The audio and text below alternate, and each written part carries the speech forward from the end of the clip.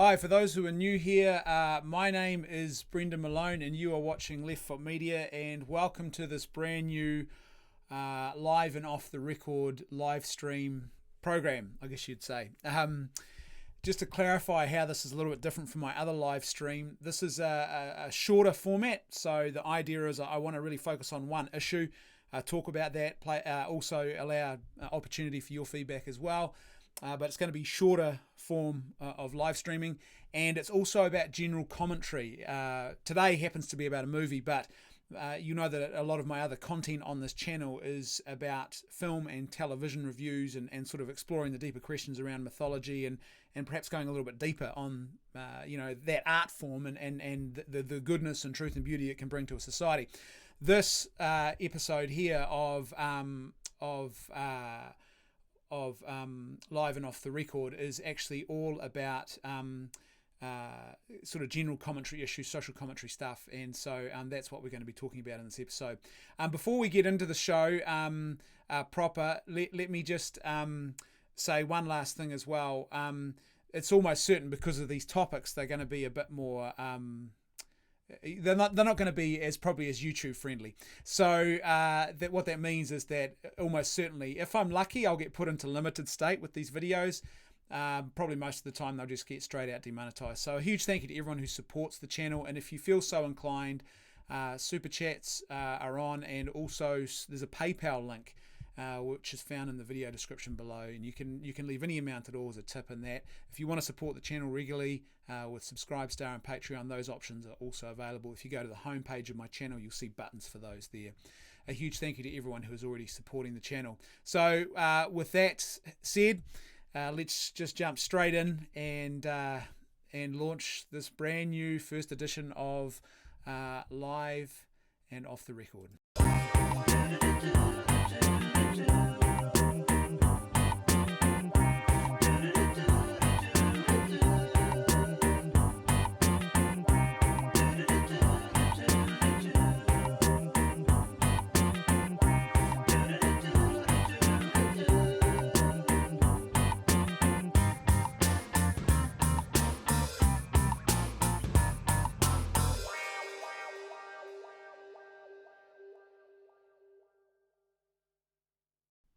Alrighty, so there you go, the new intro to Live and Off the Record. I hope you enjoyed that, because today, quite frankly, the topic is hardly one that's enjoyable. It's about a new film. We'll get into it in just a second. That is premiering at a sort of major German film festival, and which the Hollywood Reporter has written an article about, which in no uncertain terms really does glamorize this film, and you'll see what I mean. And what I want to do today is I just want to look at this article. We'll work our way through it together, and I'll share my thoughts as we go.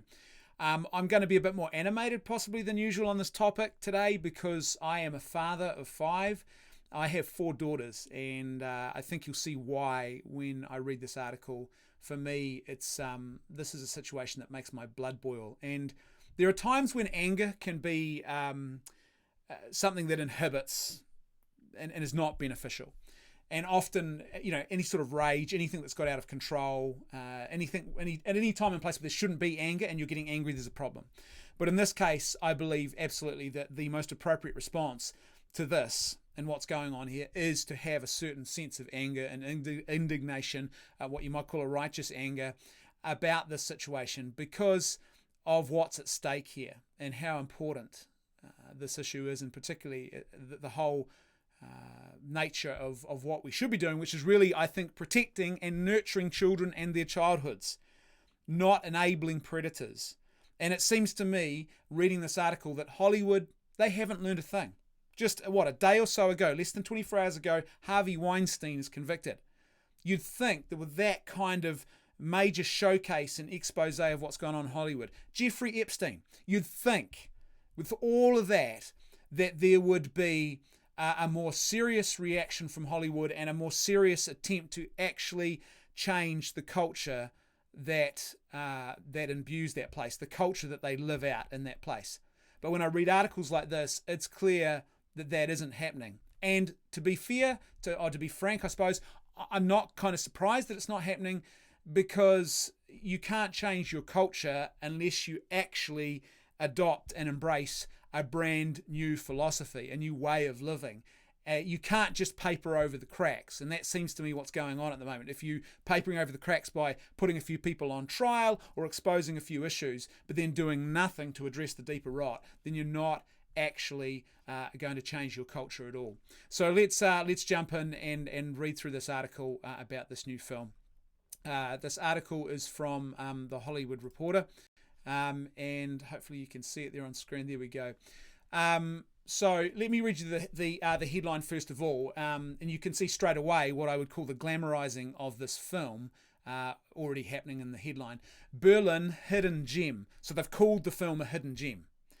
Underage robotic provocation in The Trouble with Being Born. There is nothing in that headline to suggest that they are being even critical of this film or the fact that it's being broadcast. There's nothing at all in that headline to suggest that they're going to be balanced about this. In fact, referring to this film as a hidden gem straight away glamorizes this film. Now let me read to you, this is a shot from the film we see now, let me read to you from this article about the film. Sandra Woolner, who's a filmmaker, Sandra Woolner's drama about a 10-year-old android and her daddy, quote unquote, could prove to be one of the festival's most divisive. Landing under the auspices of the Berlinales. So Berlinale is a German film festival. It's not some weird fringe culty thing. In fact, if you go and check out their website, you will see a photograph featuring Sigourney Weaver right there at the top of their homepage. So this is something that certainly has an elite sensibility to it. Landing under the auspices of the Berlinale's newly introduced Encounters strand, aimed at fostering aesthetically and structurally daring works, which really you'd have to say is probably an invitation to everyone who just wants to push the envelope in all of the wrong ways, who wants to push in a more deviant direction. That's really what that Encounters section really is opening them up for, and this film proves that really.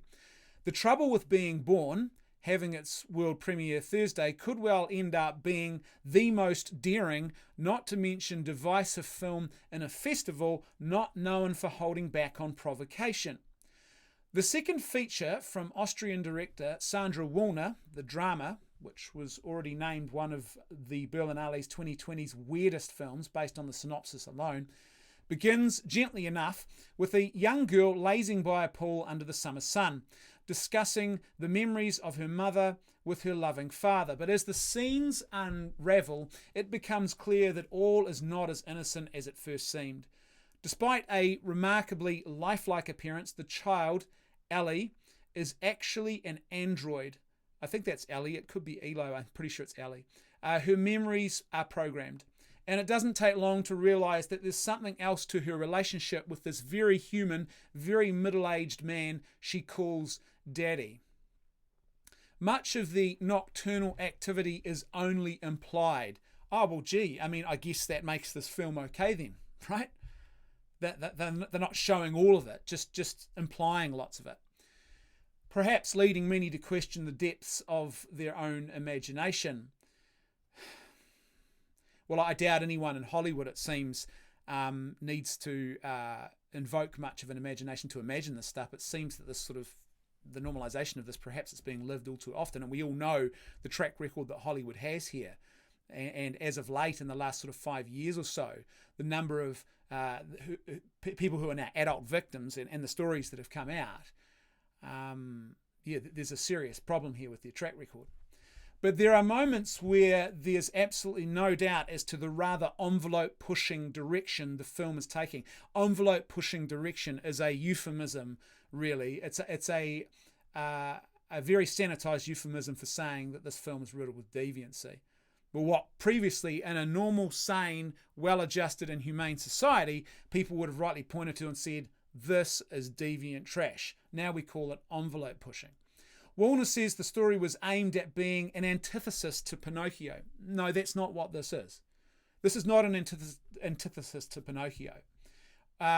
Funnily enough, also showing at the festival, although without so many nods towards pedophilia.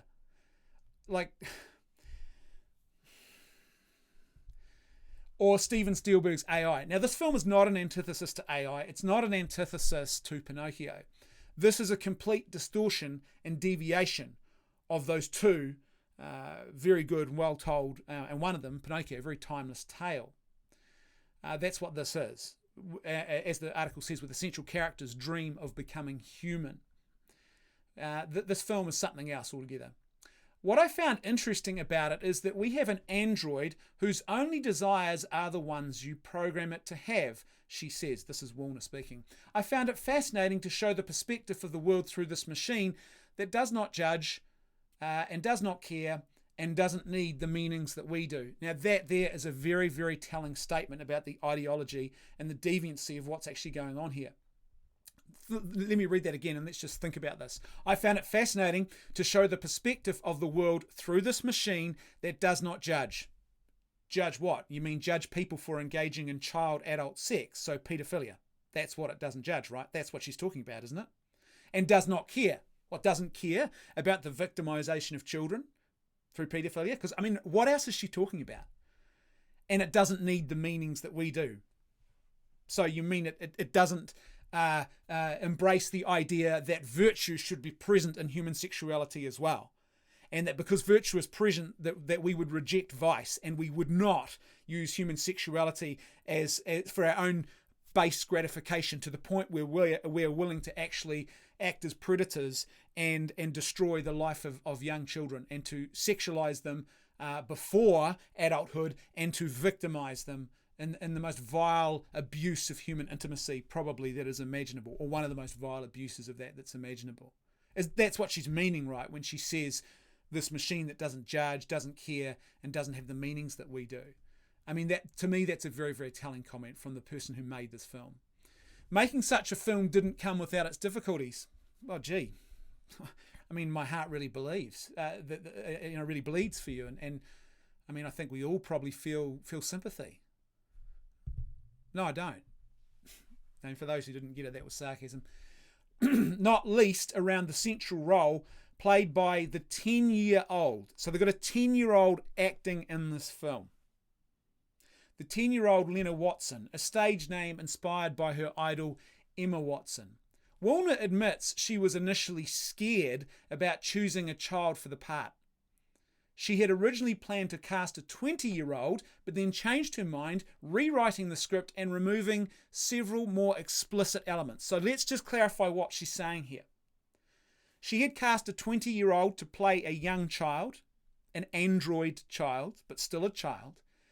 And that child, that fictional child, was going to engage in explicit sexual acts with an adult in this film. But then she changed her mind and decided she'd go with a 10-year-old and she would put a 10-year-old in this film, a real 10-year-old child, not a 20-year-old pretending to be a child. And so she decided to remove some of the more explicit elements. But the film hasn't been sanitized or changed, the nature of what's going on here, and there is still content in this that is nothing more than out-and-out paedophilia.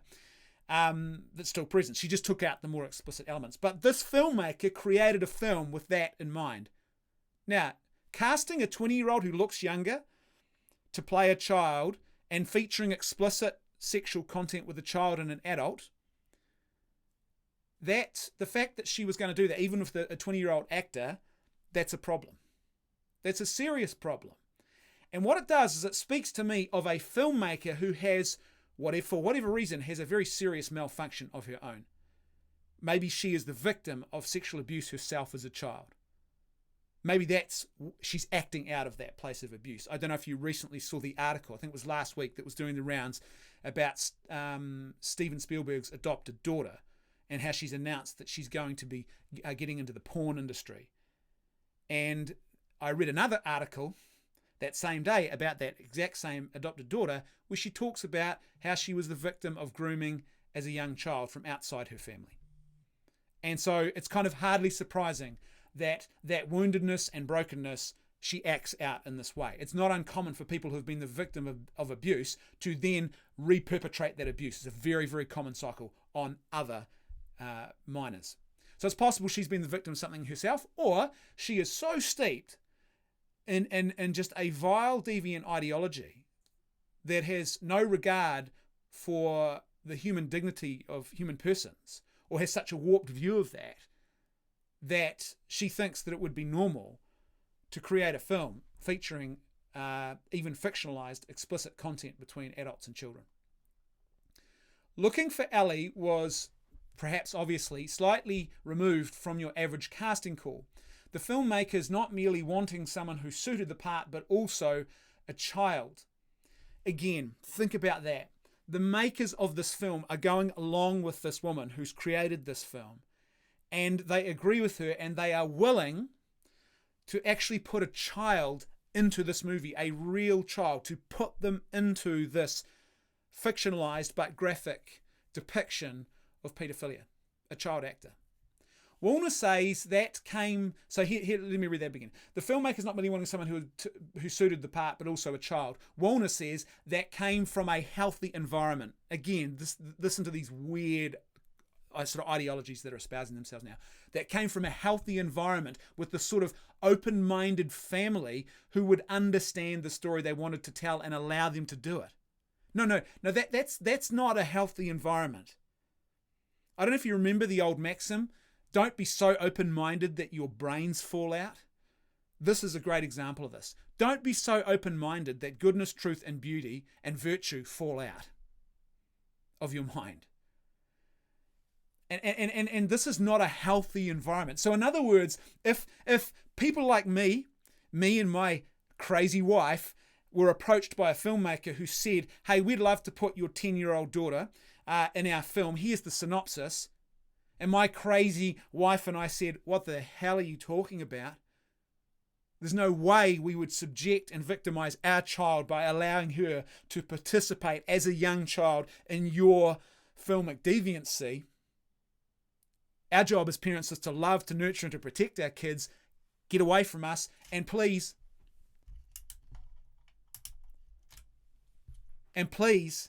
can I have your cell phone details and address details so I can notify the authorities about this? That would be the response, right? But according to her, that sounds like what she's saying is that's not a healthy environment. Not open-minded enough to embrace the deviancy. Someone has asked me, what is this film? The film is called The Trouble with Being Born.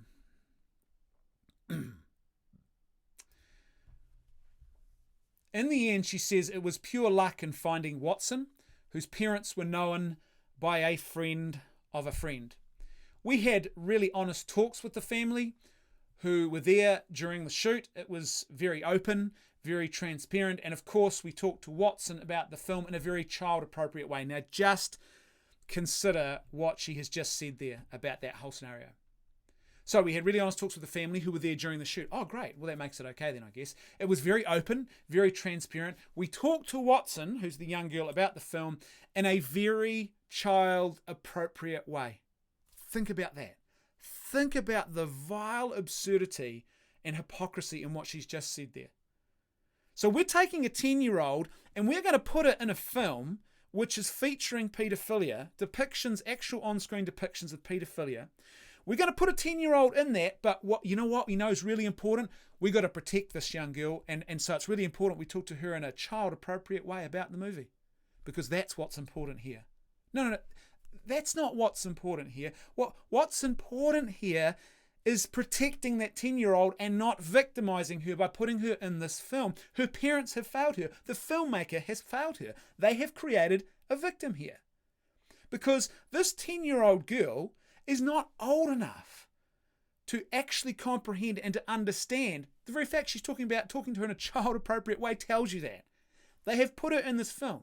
One day, this 10-year-old girl will be 20 or 30 or 40 or however old she is, and one day she looks back and realizes, I wish my parents had not done that to me. I wish that my parents had actually protected me, and I wish that my parents had not allowed me or not pushed me or put me into that situation to be part of that film, because I look back on it with regret.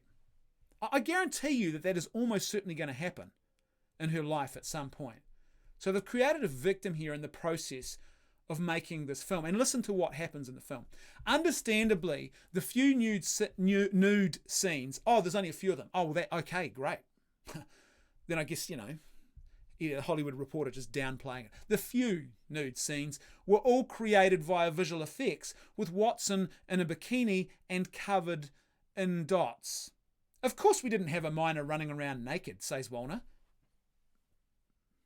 You've got a film depicting a naked minor engaged in sexual activity with an adult. And again, listen to the hypocrisy of this. Oh, well, we couldn't have a minor running around naked. But in the film, though, and in movie theatres, this young girl, this 10-year-old girl, is going to be the object of other people's predatory desires. As this film, it's already begun to be screened around the place and then sold. She is a 10-year-old. And I'm pretty confident there's going to come a point where she's going to look back and think, I wish that film did not exist in the world with me as a 10-year-old, even with CGI nudity. Here's how they did the CGI. They covered her in a bikini with dots. So it is her actually participating in that. It's her body. All they've done is covered the genitalia, and then they've added genitalia later. As if somehow that makes it virtuous and good, what's going on here. This is vile. This is absolutely reprehensible. And the Hollywood Reporter, if they had any moral compass, would be calling it vile and reprehensible. They wouldn't be glamorizing it in this way. The young actress also wore a silicone mask and wig, which served a dual purpose, not only hiding her real identity, but also helping her resemble another actress who appears later in the film. Again, it's still her in this film. It's still her in this film. All right, it's okay though. We've put a silicone mask and wig on her, so it's not so obvious. It's her. She knows it. Her family knows it. A lot of people. And we're talking about now what? The digital age? The online age? This footage is, once it's out there, you can't take it back. It's not like the old days where if you just found every film canister and destroyed it, that's the end of it. This is not the early 1900s anymore. And listen to this comment from the maker of the film. She actually had a lot of fun, I think. We actually had a really good time, although one might not think that. That comment is very, very telling again. Because even if you are someone who has a deficiency, a malfunction in your virtue centre in the brain, and it's not because you haven't been well formed, or you've been the wounded victim of something like sexual abuse in your own life, and you think that this is normal behaviour, and even if you think that this is a serious endeavour, an artistic endeavour that you're engaged in, why would you talk about this film and the participation of a young minor by saying, well, she actually had a lot of fun, I think. We actually had a really good time. What I would expect, I still wouldn't agree with the film, and I'd still be just as angry at the fact that this has been made and is being lauded. But what I would expect is a filmmaker who might be saying something like, well, we had to be very cautious and we had to treat this very seriously, and because the subject matter is so grave, and that's the kind of thing I would expect to be saying. Not, oh, she had a lot of fun. We actually had a really good time. There's two ideas, two concepts here, and two ways of being, if you like, that shouldn't be together. That shouldn't be together when you talk that way about a film about paedophilia. Woolner says she's curious to see how audiences respond to The Trouble with Being Born, and admits a pre-festival test screening already resulted in several walkouts. Well, gee, I'm glad there are still some people who had the moral compass to actually get up and leave the cinema. Here's the thing though. I mean, at least I've got that much of a moral compass. My moral compass is such, I won't even be watching the film. I won't be going near it. I don't need to watch this film. I know everything I need to know about this film. I don't need to watch it. It's a shame that people's moral compass wasn't strong enough to actually cause them to think, you know what, let's just give this film a pass.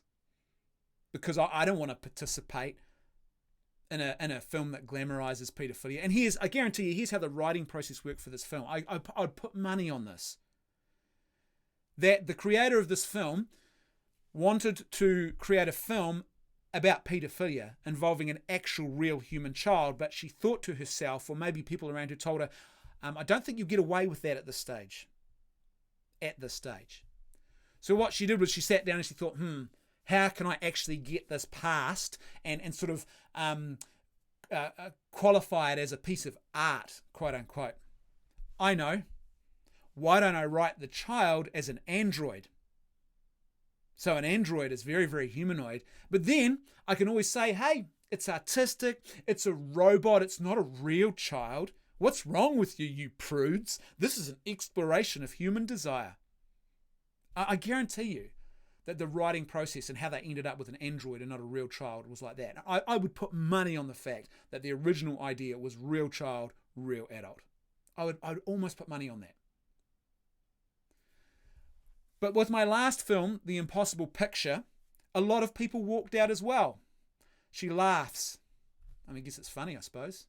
You create deviant content that disgusts people and they get out and walk out and you laugh about that. We were very lucky. It was quite successful. Woolner received the German Film Critics Award in 2019. So she's lauded by the elite. But still people walked out. So I cannot imagine it's not going to happen now. So she's acknowledging that this film is very much contains deviant content that will shock people. But she's quite okay with that. That said, one elderly guest at an early screening did have some words of encouragement that could keep people from heading for the exit. Now, let me read you that again. This is where the Hollywood Reporter really doubles down on glamorizing this film. They're actively encouraging people now to hang around and watch the whole thing when they say this. That said, one elderly guest at an early screening did have some words of encouragement that could keep people from heading to the exit. In other words, you, readers of this article, don't head for the exit. Listen to this elderly lady, is what this journalist is saying to you here. Says Woolner, she was a bit confused, this is the elderly woman, and found it a bit provocative, but then she said, at least I can say it's not boring. That, in a nutshell, is that's what I would probably call the Harvey Weinstein class, the elite class, the Jeffrey Epstein class. It's a bit provocative, but at least it wasn't boring. I had a good time watching a film about sex between an android child and an adult human being. Yeah. At least it's not boring. This is, to me, as I said, this is astounding. There's no way, as I said, I'm not going to be watching this film. There's usually people who want the sort of pretentious arty type responses to say, oh, but Brendan, you're prejudging something. You can't know until you've seen it. There might be some really important, artistic merit in this film. No. No. You see, I'll tell you what, right now, I don't need to go and watch a film about sex between an android child and an adult. I don't need to go and watch a film that glamorizes pedophilia to know what is good, true, and beautiful in the world and to know what is wrong with the world. If I have to go and watch a film like that to actually grasp something about the world that's beautiful and good, then I'm in real trouble. Philosophically, ideologically, I am in a state of dysfunction that's very serious and I'm in real trouble. There are certain things that you by their very nature, you say, no, I'm not going to participate. And there has to be a point at which you say, I'm not going to participate. I'm not going to engage and join in with this clearly an attempt to normalize pedophilia. I'm not going to. We're going to sit around and wait until Disney or Marvel are showing their first minor attracted character with a minor attracted kiss. Is that what we're going to wait for? Or are we actually going to say, you know what? This is important. This garbage is the kind of stuff that erodes what is good and true in a culture and leaves you broken and deficient. This is the kind of content which actually motivates, encourages, and normalizes predatory behavior. This is the kind of content that will become fuel, almost certainly, for the victimization of children further down the line when predators go and watch this, get their jollies, and then decide to go and abuse a real child. That's what this film is. Our children are precious, profoundly precious goods.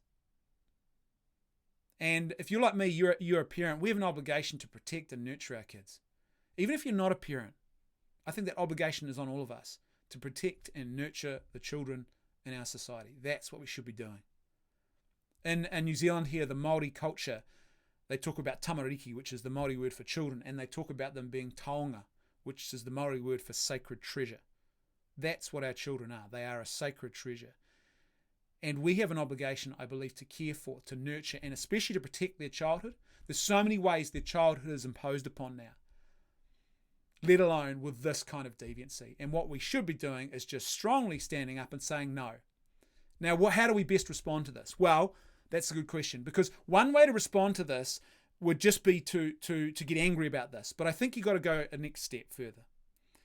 And yeah, I'm angry about this, and it's a righteous anger, and it's the kind of anger that I think that we should have in situations like this.